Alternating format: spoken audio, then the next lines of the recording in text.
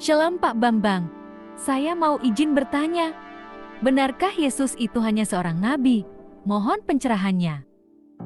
Nabi itu menurut agama apa dulu? Pertanyaannya gitu. Kalau nabi menurut agama Islam misalnya ya, seorang yang menerima wahyu Tuhan tidak wajib menyampaikannya kepada umat. Kalau Rasul, seorang menerima wahyu dan wajib menyampaikannya kepada umat. Itu kan Islam. Di dalam Kristen, nabi itu berkaitan dengan kata pengkabar atau haroeh, pelihat. Jadi nabi itu sesuatu yang memiliki nubuat untuk masa depan yang belum terjadi. Makanya disebut dalam bahasa Yunani prophetes. Jadi dalam iman Yahudi dan iman Kristen definisinya beda. Nah, makanya Yesus itu hanya nabi. Kenapa disebut Tuhan? Pertanyaan harus diurai dulu makna nabi itu apa, gitu. Tidak boleh kita kemudian memaksakan definisi kita kepada orang lain. Nah, ketika saudara muslim mengatakan bahwa Isa itu Rasulullah, Musa itu Rasulullah, tiba-tiba lihat Paulus rasul, ini rasul palsu ini. Istilahnya sama tapi pemaknaannya beda. Dalam ajaran Yahudi dan Kristen itu Musa tidak pernah disebut rasul, tetapi nabi. Gitu. Abraham disebut nabi, tetapi tidak pernah disebut rasul. Rasul itu bahasa Ibrani saliyah, bahasa Aramnya salih, artinya utusan, kongregasi. Dan Yesus disebut rasul juga dalam Ibrani pasal 3 ayat 1, tapi maknanya rasul di situ adalah utusan Tuhan dalam sakramen penebusan dosa. Seperti imam besar dulu adalah utusan Tuhan yang mewakili 12 suku Israel. Diasisteni oleh 70 tua-tua kan itu kan. Maka pola ini persis diteruskan oleh perjanjian baru. Yesus adalah imam besar perjanjian baru, makanya dia disebut rasul, mewakili 12 suku, sekarang dirohanikan. 12 suku itu sekarang adalah gereja, ya, 70 murid, tapi bilangannya tetap sama, ada imam besar, ada 12 murid, ada 70 murid. Itu kan gambaran Yudaisme tentang imam besar yang menjadi utusan mewakili 12 suku, biasanya imam Lewi kan. Kemudian ada 70 tua-tua, ya, itu yang tercatat di sana. Itu jadi Yesus itu nabi juga. Tapi nabi dalam makna yang berbeda dengan nabi Islam gitu loh. Dan nabi tidak dipertentangkan dengan ketuhanannya. Karena jabatan imam besar itu ada jabatan Mesias atau sang Mesias itu imam, nabi, raja. Ini. Jadi Mesias itu raja, Mesias itu nabi, Mesias itu imam, itu dalam iman kita. Kalau soal Tuhan, kita kalau menyanyi di gereja-gereja karismatik, gereja-gereja Pentakosta itu kan Yesus Tuhan dan Allah kami itu kan. Jadi dalam hal ini Yesus adalah God sekaligus Lord. Saksi Yehova percaya Yesus itu Lord, Tuhan, tapi nggak percaya Yesus itu God. Karena apa? Dia masih rancu dalam memahami Yohanes pasal 1 ayat 1. Jadi Yesus disebut Allah itu bukan kemanusiaannya itu adalah Allah, tidak. Tapi praeksistensi. Sebelum firman menjadi daging, firman itu sudah ada dan firman itu adalah Allah. Jadi dalam wujud ilahinya, dalam kodrat ilahinya firman itu adalah Allah. Kemanusiaannya tentu baru ada setelah dilahirkan Bunda Maria kan. Nah, dalam tugas kemesiasannya itu, maka Yesus disebut Tuhan. Tuhan itu Lord.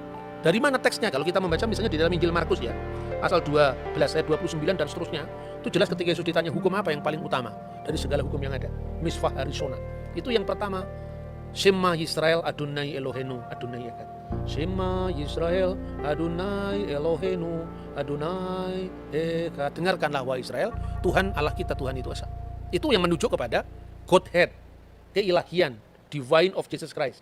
Tapi kalau kita membaca ayat-ayat selanjutnya misalnya di dalam pasal 12 mulai dari ayat 30 berapa ini? 37 38 ya. Pada suatu kali ketika Yesus mengajar di Bait Allah, ia berkata, bagaimana ahli-ahli Taurat dapat mengatakan bahwa Mesias adalah anak Daud? Daud sendiri oleh pimpinan Roh Kudus berkata, Tuhan telah berfirman kepada Tuanku, duduklah di sebelah kananku sampai musuh-musuhmu kutaruh di bawah kakimu. Daud sendiri menyebut dia tuannya. Bagaimana mungkin ia anaknya pula? Orang yang besar jumlahnya mendengarkan dia dengan penuh minat. Jadi Yesus itu anak Daud, betul, secara daging. Makanya Injil Matius diawali dari inilah silsilah Yesus Kristus, the book generation, ya, Sefer Toledot Yeshua HaMasiah. Buku generasi, buku silsilah Yesus Kristus ben David, anaknya Daud ben Abraham. Jadi secara daging dia anaknya Daud karena dia keturunan Daud. Itulah yang merujuk pada kemanusiaan Yesus Kristus. Makanya orang banyak itu kan kaget. Loh, katanya di Mazmur kan dikatakan dia adalah Tuan, Adoni, Tuanku. Bagaimana dia disebut tuannya Daud sekaligus anaknya Daud? Coba kita baca Mazmur ya Tehillim 110, kita baca di sana.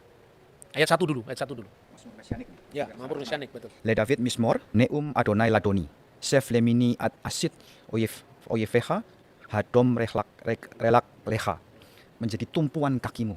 Jadi kalau di sini diterjemahkan secara bebas begini, Mazmur Daud, Tuhan mendeklarasikan kepada Tuanku, duduk di sebelah kananku, sampai ku buat musuh-musuhmu menjadi tumpuan kakimu. Nah, itu yang menarik adalah permainan kata kalau di bahasa Indonesia Tuhan dengan huruf besar karena itu menerjemahkan YHWH. Sedangkan yang satu adalah ladoni, Tuan, benar-benar Tuan. Nah, Tuhan itu Tuan di atas segala Tuan. Gitu. Nah, yang menarik di sini yang ayat keempat kali ya, Pak. Ini tentang keimaman. Nisba Adonai, velo yinachem, ata kohen leolam, al dibati Malkisedek. Jadi Tuhan bersumpah dan dia tidak menyesal. Engkau adalah imam. Imam tapi menurut apa? Imam yang kekal menurut perkataan Melkisedek. Nah, itu keimamannya Yesus, bukan imam berarti dalam dia harus keturunan Lewi, bukan. Tapi dia adalah imam menurut Melkisedek. Makanya tadi disebut ada 3 matra atau 3 aspek dalam gelar Mesias, yaitu raja pertama ya. Makanya disebutkan di situ firman Tuhan, Neum Hashem Ladoni, kepada Tuanku. Nah, dalam bahasa Indonesia tadi betul dikatakan Mas Edward bahwa kalau Anda membaca bukunya Muhammad Yamin, Kamus Melayu abad 18-19, itu Tuan segala Tuan, itu Tuhan. Jadi huruf H di sini menekankan ketuanan di atas ketuanan. Jadi penguasa segala penguasa. Dalam makna ini Yesus disebut Tuhan. Duduklah kamu di sebelah kananku. Apa konteksnya? Bukan berarti ada 2 kursi, terus Allah di sebelah kiri, Yesus di sebelah kanan. Bukan seperti itu. Itu artinya apa? Ruang Maha Kudus, tempat Sekinah ilahi, artinya kehadiran ilahi, itu sebelah kanannya adalah istana Daud. Jadi artinya bahwa Mesias itu akan menjadi raja kekal menurut dinasti Daud selama-lamanya. Maka duduklah kamu Seflimini, duduklah kamu di sebelah Yamin, sebelah kananku, selama-lamanya. Itu aspek kerajaan ya. Pada saat orang Majus membawa persembahan itu ada 3. Emas, kemenyan, mur. Emas itu kerajaan, menyimbolkan tentang raja. Kemenyan itu tadi yang ayat 4. Engkau adalah imam besar menurut aturan Melkisedek. Artinya Melkisedek itu kan tidak berbapak, tidak beribu, tidak bersisilah, bukan berarti dia tidak punya bapak sungguhan. Ini ungkapan dalam bahasa kitab suci dan sesuai dengan apa yang lazim saat itu. Kalau di sidang pengadilan, ibunya diketahui, tapi bapaknya sudah mati, tidak diketahui. Ibunya bernama Miriam, bapaknya tidak diketahui, tidak berbapak.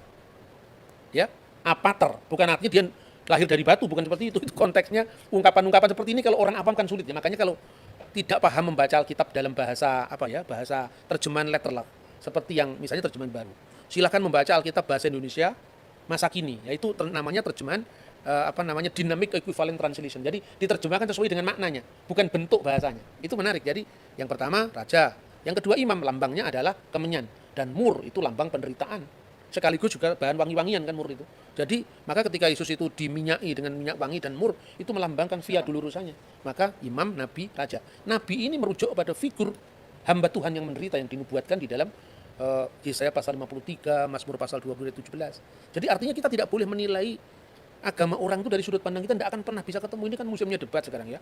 Kalau musim durian itu lebih enak.